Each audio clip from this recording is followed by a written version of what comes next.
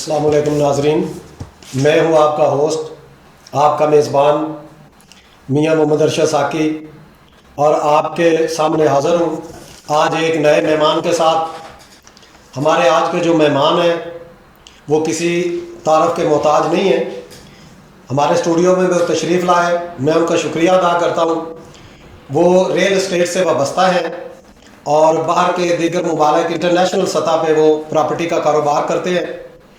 आज मैंने अपने प्रोग्राम एक शाम साकी के नाम उनको मदऊ किया है और मैं चाहता हूं कि उनके बारे में कारोबारी ज़िंदगी और उनके होने वाले तमाम कारोबार जो वो बाहर के मुमालिक में भी करते रहे और पाकिस्तान में भी उन्होंने किए और हाल ही में वो पाकिस्तान शिफ्ट हुए तो अपना कारोबार यहाँ भी वो कर रहे हैं। मैं जनाब मोहतरम तारक कमर साहब का शुक्रगुजार हूँ कि वो तशरीफ़ लाए, उन्होंने हमें मौका दिया कि हम उनके कारोबार के मतलब जान सकें। तारक साहब, हम आपसे ये पूछना चाहेंगे कि आप दुबई में कब और किस तरह पाकिस्तान से गए और क्या आपने सोच के ये वहाँ जाके अपना बिज़नेस स्टार्ट किया? अस्सलाम वालेकुम जी। सबसे पहले तो मैं मियाँ साहब आपका शुक्रिया अदा करता हूँ कि आपने अपने प्रोग्राम में मुझे मदऊ किया। एक्चुअली मैं 2004 में दुबई शिफ्ट हुआ था और उसके साथ साथ मैंने फिर अपना वहाँ से इंश्योरेंस का बिज़नेस स्टार्ट किया है। इंश्योरेंस का ब्रोकरेज हाउस बनाया, मुख्तलिफ कंपनी के साथ हम मुख्तलिफ कंपनी को हम प्रोटेक्शन देते थे। फिर साथ साथ मैंने रियल एस्टेट का काम शुरू किया। तो इसके अंदर जो मुझे नज़र आया ये सबसे बेहतरीन बिज़नेस है रियल एस्टेट का। तो अब मैं जैसा 10 साल से सिर्फ रियल एस्टेट के बिज़नेस से वाबस्ता हूँ और मैं अभी जो काम कर रहा हूँ पाकिस्तान के अंदर भी काम कर रहा हूँ, दुबई के अंदर, तुर्की के अंदर, किर्गिस्तान, पुर्तगाल और बाकी यूरोप के कुछ ममालिक हैं जिनमें हम लोगों को प्रॉपर्टी ऑफर करते हैं। तारक साहब, ये जो इंटरनेशनल सतह पे रियल एस्टेट का कारोबार है, इसके मतलब आप क्या कहेंगे कि ये पाकिस्तान की निस्बत वहाँ अच्छा है या पाकिस्तान में ज़्यादा अच्छा है? देखिए जी, अगर मियाँ साहब मार्जिन के हिसाब से देखा जाए ना तो पाकिस्तान के अंदर रियल एस्टेट का जो बिज़नेस है बहुत अच्छा है। इसके अंदर पोटेंशियल बहुत है, मार्जिन बहुत है। और जहाँ तक तल्लक आपका है कि आप कह रहे हैं कि इंटरनेशनल भी जैसे दुबई में है, वहाँ पे रेंटल वैल्यू बहुत अच्छी है, प्राइसेस भी बढ़ती हैं। इंटरनेशनल सारे में कभी डाउन होता है, कभी अप होता है, लेकिन पाकिस्तान में रियल एस्टेट हमेशा अच्छे मुनाफे में रही है। अब जैसा कि आप देखें, पूरी दुनिया के जो ममालिक हैं वो अपनी इकानमी को डेवलप करने के लिए, उसको ग्रो करने के लिए रियल एस्टेट का सहारा लेते हैं। जैसे तुर्की ने नेशनलिटी का आगाज़ किया, लोगों को एक सर्टन अमाउंट के ऊपर पहले $2.5 लाख पे नेशनलिटी देते थे, फिर $4 लाख पे उन्होंने नेशनलिटी देना शुरू की। अब वो सारी अमाउंट जब उस मुल्क में आती है तो वो मुल्क ग्रो करता है। तारक साहब, हम आपसे ये पूछेंगे कि ये जो आप कितना अरसा हो गया आपको रियल एस्टेट में आए हुए? आप बता रहे हैं कि आपने इंश्योरेंस का भी काम किया, दीगर भी काम करते रहे, लेकिन उन काम में और ये जो प्रॉपर्टी का काम है, रियल एस्टेट का काम है, इस दोनों में आपने क्या फ़र्क जाना है? देखिए जी, इसमें प्रॉफिट ऑफ मार्जिन का बड़ा फ़र्क है। इंश्योरेंस का या फिर ट्रेडिंग का जो मैंने किया बिजनेस, उसमें प्रॉफिट ऑफ मार्जिन बहुत कम है। रियल एस्टेट के अंदर एक तो प्रॉफिट ऑफ मार्जिन बहुत अच्छा है और दूसरा सबसे जो अहम बात है, जो आपको लोगों को ना घर मुहैया कर रहे होते हैं, लोगों को छत मुहैया कर रहे होते हैं, लोगों की नस्लों को सिक्योर कर रहे होते हैं। तो इस हवाले से रियल एस्टेट का बिज़नेस बहुत अच्छा बिज़नेस है। सही। तारक साहब, दूसरी बात यह है कि पाकिस्तान में आजकल रियल एस्टेट के कारोबार में बड़े मसाइल हैं। जितनी सोसाइटियाँ चल रही हैं उनको, हालांकि उनके पास ज़मीनें भी होती हैं, मगर यहाँ के जो महकमे हैं, जो सरकारी तौर पर जिन्होंने NOC वगैरह जारी करने होते हैं, वो इस कारोबार को दबा रहे हैं। इसकी क्या वजह है? देखिए जी, पूरी दुनिया के अंदर सारी हुकूमतें जो हैं वो रियल एस्टेट को सपोर्ट करती हैं। पाकिस्तान के अंदर मैंने देखा है कि जो लोग हैं, जो महकमे हैं, ये इंडिविजुअल सोचते हैं, लोगों को तंग करते हैं। देखें, जिस बंदे के पास ज़मीन है उसको NOC दें, उसको प्रमोट करें कि आप इस पर घर बनाएं, लोगों को घर दें, प्लाट दें सस्ते। जहाँ तो किसी के पास ज़मीन नहीं है और वो फेक है, उसके ऊपर कार्रवाई करें। लेकिन जिन लोगों के पास ज़मीनें हैं और उनको प्रॉपर तरीके से NOC दें, गवर्नमेंट को सपोर्ट करना चाहिए। क्योंकि जिस तरह गवर्नमेंट ने पिछले दिनों रियल एस्टेट को एक इंडस्ट्री का दर्जा दिया है, इंडस्ट्री का दर्जा तो उन्होंने दे दिया है, लेकिन इसके हवाले से जो इंडस्ट्री के हवाले से जो फैसिलिटीज़ देनी है वो गवर्नमेंट ने अभी तक रियल एस्टेट के डेवलपर्स को, सोसाइटी ओनर को नहीं दी, तो वो देनी चाहिए। पाकिस्तान में जो रियल एस्टेट का कारोबार है, آپ کیا سمجھتے ہیں کہ حکومت سے ایسی کون سی چیزیں ہونی چاہیے کہ جس سے یہ لوگ ریل اسٹیٹ والے آگے کاروبار کریں یا ان کو آگے لوگوں کو اچھے طریقے سے گھر دے سکے؟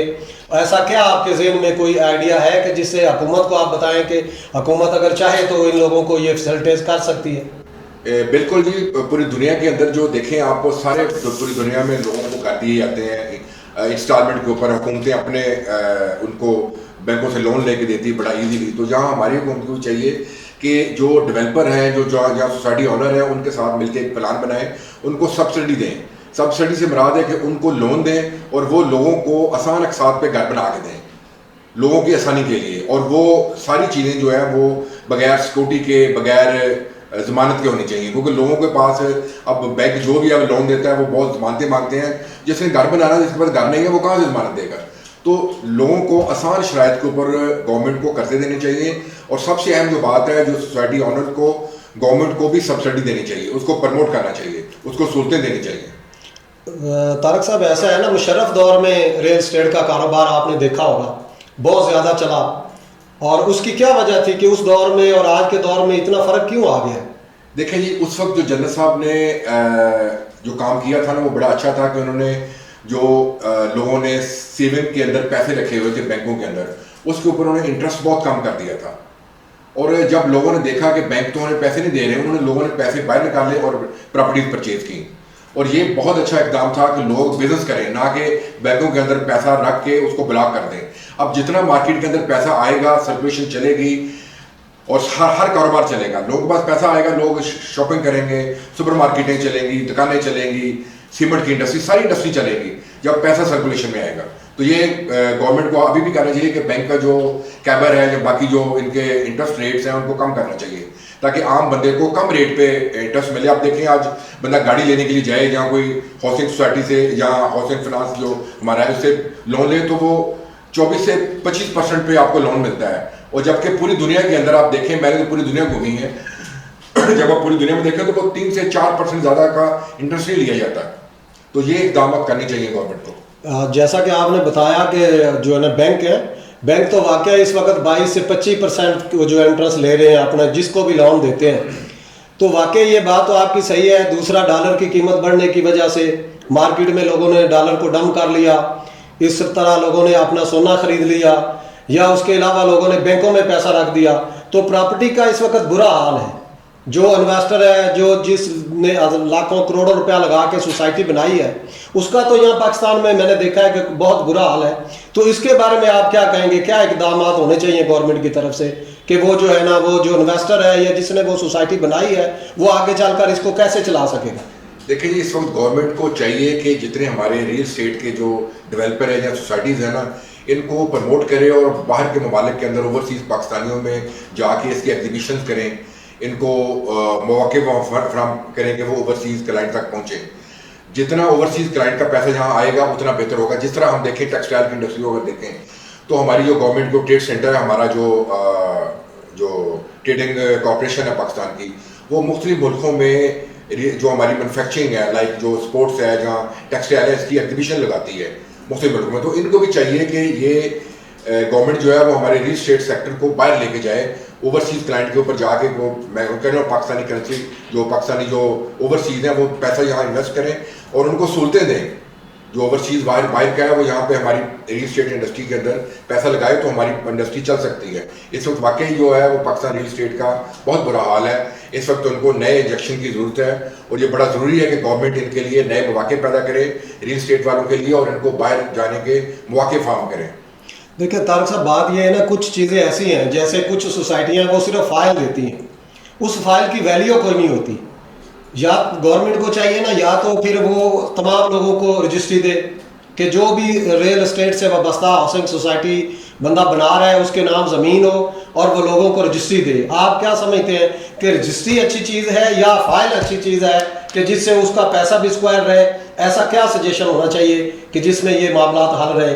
کیونکہ باہر کے ممالک میں جتنے اوورسیز پاکستانی ہیں وہ صرف اس وجہ سے لٹ جاتے ہیں کہ ان کے پاس فائلیں ہوتی ہیں، اور فائلیں ایک سوسائٹی 100 لوگوں کو بھیج دیتی ہے.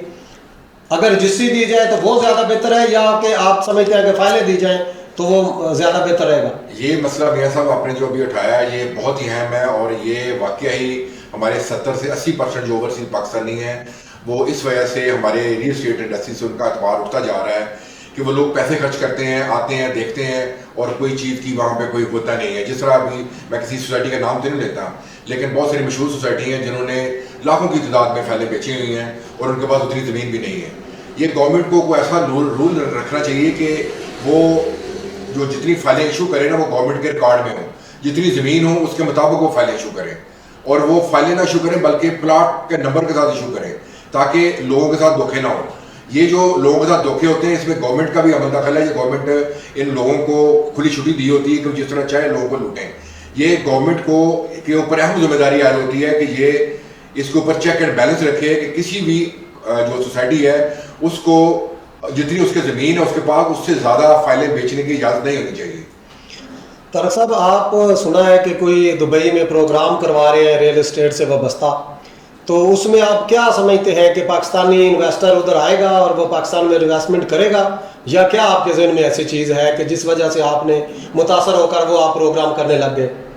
دیکھیں جی میاں صاحب، جیسے ہم نے ریل اسٹیٹ کا جہاں صورتحال دیکھی ہے نا، میں جب دبئی سے یہاں آیا ہوں نا، ابھی کوئی 1-1.5 مہینہ ہو گیا مجھے یہاں پہ نا، آگے دیکھا تو ہم نے لوگ یہاں پریشان تھے ریل اسٹیٹ والے، تو ان کے پاس یہاں کی لوکل جو سیل ہے وہ بڑی ڈسٹرب ہوئی ہے. ایک تو مارکیٹ میں جو آپ نے فائل سسٹم کا بتایا اس وجہ سے لوگ بڑے پریشان ہیں. بہت ساری سوسائٹیز ہیں جو صرف فائلیں بیچ کے لوگوں کو دھوکہ دے رہی ہیں اور ان کے پاس زمینیں نہیں ہیں، اس وجہ سے بھی لوگ پریشان ہیں. اوپر سے ہماری معاشی صورتحال جو پاکستان کی وہ بڑی خراب ہے.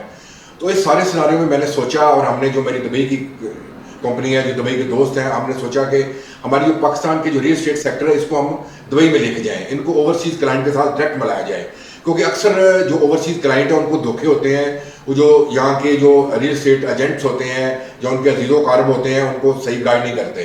ہمارا مقصد یہ تھا کہ ہم ان کو سب کو لے کے جائیں اور سیدھا جو ہے ڈیولپر اور جو اوورسیز پاکستانی ہے ڈائریکٹ ان دونوں کو ملایا جائے، تاکہ یہ ان کے درمیان میں جو ایجنٹس کے کام کرتے ہیں وہ باہر نکل جائیں اور یہ ڈائریکٹ اپنے پلاٹ اوورسیز کو بیچیں اور ان کا جو ریونیو جنریٹ ہو. طارق صاحب، آپ کیا کہنا چاہیں گے اس ریل اسٹیٹ کے کاروبار کے متعلق کہ جس سے آنے والے وقتوں میں لوگوں کو فائدہ ہو؟ کیونکہ اس وقت مارکیٹ تو بہت زیادہ جو ہے نا ڈاؤن جا رہی ہے، انویسٹر بھی پریشان ہے، خریدار بھی پریشان ہے، اور اوپر سے حکومت معاشی تباہی بھی ہوئی ہے. تو اس سارے معاملات کو دیکھتے ہوئے آپ کیا سجیشن دیں گے کہ جس وجہ سے لوگ آگے جا کے پیسہ اپنا انویسٹ کریں پراپرٹی میں، اور کیوں کریں؟ کیونکہ جب بینک آپ کو اتنا لون دے رہا ہے، جب بینک آپ کو اتنی پرسنٹیج دے رہا ہے، یا آپ کو ڈالر سے پروفٹ ہو رہا ہے، تو پراپرٹی میں لوگ جب لیں گے تو ان کو تو نقصان ہوگا. تو اس بارے میں آپ کیا کہیں گے کہ کیا لوگوں کو کیا سوچ کر پیسہ لگانا چاہیے یہاں؟ نہیں دیکھیں جی، پراپرٹی کے اندر کبھی لاس نہیں ہوتا ہے. ہمیشہ آپ دیکھیں پراپرٹی آپ موجودہ ریٹ کے اوپر قسطوں میں لے رہے ہوتے ہیں. فرض کریں 1 لاکھ کی آپ پراپرٹی لیتے ہیں تو وہ 1 لاکھ آپ نے قسطوں میں پے کرنا ہے. یعنی پراپرٹی آج آپ نے پرچیز کی ہے قسطوں کے اوپر، جب آپ کے 5 سال پورے ہونے ہیں وہ 1 لاکھ کی بجائے 5 لاکھ کی پراپرٹی آپ کی ہوئی ہونی ہے، اور آپ نے قسطوں میں پیسے دینا ہے. سب سے بہترین جو طریقہ ہے لوگوں کو اپنی پراپرٹی بنانے کا یا سیو کرنے کا وہ یہ ہے کہ وہ تھوڑے تھوڑے پیسے دے کے پراپرٹی پرچیز کریں. دوسرا، ڈیولپر کو یہ چاہیے کہ ابھی موجودہ صورتحال کے مطابق اپنے کلائنٹ کو سہولتیں دیں، ڈاؤن پیمنٹ میں کمی کریں، قسطوں میں کمی کریں. لوگ ابھی کچھ پیمنٹیں نہیں کرتے ان کو ریلیکس دیں، ٹھیک ہے. یہ ڈیولپر کو اور جو سوسائٹی اونرز ہیں ان کو یہ بات سوچنی چاہیے کہ اس وقت ملک کے حالات خراب ہیں اور ان کو اس کے مطابق کلائنٹ کے مطابق چلنا چاہیے. طارق صاحب، ہم آپ کا شکریہ ادا کریں گے، آپ ہمارے اسٹوڈیو میں تشریف لائے. انشاءاللہ ناظرین، نیکسٹ پروگرام میں بھی ہم نئے مہمان کے ساتھ آپ کے سامنے حاضر ہوں گے. ہمیں اجازت دیجیے. اللہ حافظ. اللہ حافظ.